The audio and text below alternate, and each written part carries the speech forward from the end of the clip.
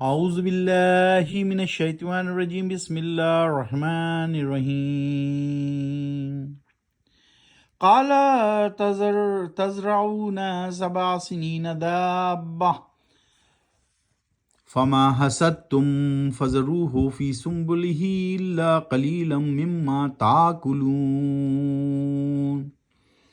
ابھی آپ کے سامنے آیت نمبر 47 سورہ یوسف 12ویں سورت، پارہ 12واں، وما من دابہ 12واں پارہ 12ویں سورت اور آیت نمبر 47 کی تلاوت کی گئی۔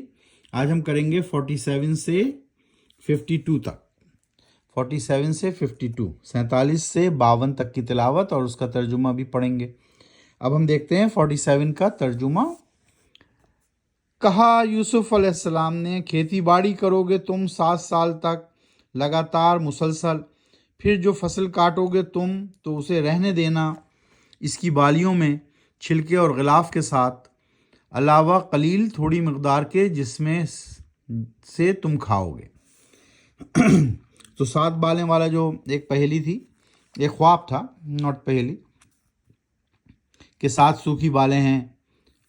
تو یوسف علیہ السلام نے کہا کھیتی باڑی کرو گے تم 7 سال تک، اس آدمی کو کہا کہ تم 7 سال تک کھیتی باڑی کرو گے، پھر جو تم فصل کاٹو گے تو اسے رہنے دینا اس کی بالیوں میں چھلکے اور غلاف کے ساتھ، علاوہ قلیل تھوڑی مقدار کے جس کو تم کھاؤ گے۔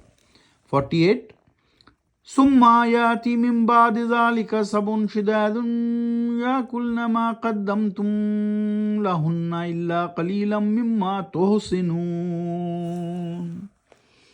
پھر آئیں گے اس کے بعد ایسے 7 سال بہت سخت، کھا جاؤ گے تم وہ ذخیرہ جسے جمع کیا ہوگا تم نے پہلے اس وقت کے لیے، علاوہ قلیل کے تھوڑا سا بچا ہوا جو تم نے بالیوں میں محفوظ کر رکھا ہوگا۔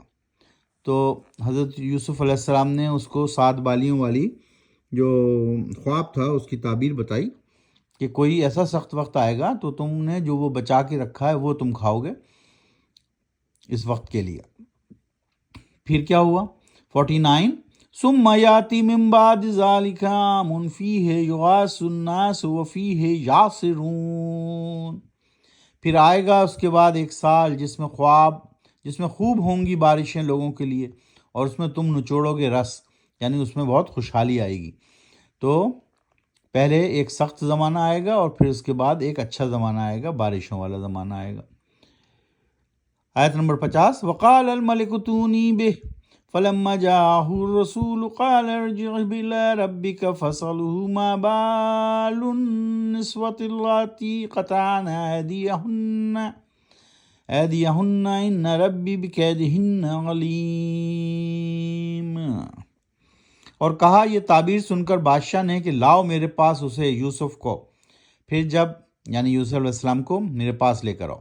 پھر جب آیا یوسف علیہ السلام ان کے پاس شاہی قاصد تو کہا یوسف نے واپس جاؤ اور اپنے آقا کے پاس، پھر پوچھو تم اس سے کہ کیا معاملہ ہے ان عورتوں کا جنہوں نے کاٹ لیے تھے ہاتھ اپنے، یقیناً میرا رب مکاریوں اور چالوں سے خوب واقف ہے ان کی۔ قاصد کو واپس کیا حضرت یوسف علیہ السلام نے اور کہا کہ بادشاہ سے پوچھو کہ کیا ان مکار عورتوں کا کیا معاملہ ہے۔ 51 قال ما خطبكن إذ راوتن يوسف عن نفسه قلنا حاش لله ما علمنا عليه من سوء قالت امرأة العزيز الآن حس الحق أنا راودته عن نفسه وإنه لمن الصادقين۔ پوچھا بادشاہ نے ان عورتوں سے کیا ہے تجربہ تمہارا اس وقت کا جب پھسلایا تھا یوسف کو اس نے اس کے نفس سے، بولی وہ حاشا اللہ، سوائے پاکیزگی کے نہیں پائی ہم نے اس میں ذرا سی بھی کوئی برائی۔ تو عورتوں نے کہا کہ ہم نے اس یوسف میں ایک ذرا سی بھی برائی نہیں پائی۔ کہا بیوی نے عزیر کی، یعنی اب حقیقت یا حق واضح ہو گئی ہے، یقیناً وہ یوسف ہے لمن الصادقین، سچے لوگوں میں سے، یعنی اس نے اس وقت بھی کچھ برا نہ کیا سوائے پاکیزگی کے، اور وہ سچے لوگوں میں شامل ہے۔ اب بادشاہ تک بھی یہ پہنچ گئی۔ آیت نمبر 52 ذَلِكَ لِيَعْلَمَ أَنِّي لَمْ أَخُنْهُ بِالْغَيْبِ وَأَنَّ اللَّهَ لَا يَهْدِي كَيْدَ الْخَائِنِينَ۔ اس کی وجہ جان لے وہ عزیز مصر کہ یقیناً میں نے اس کے ساتھ نہیں کی تھی کوئی خیانت اس کے غیب میں، اور یہ کہ یقیناً اللہ نہیں کامیاب ہونے دیتا کوئی چال خیانت کرنے والوں کی. سو اللہ سبحانہ وتعالیٰ کوئی چال نہیں کامیاب ہونے دیتا خیانت کاروں کی، خیانت کرنے والوں کی.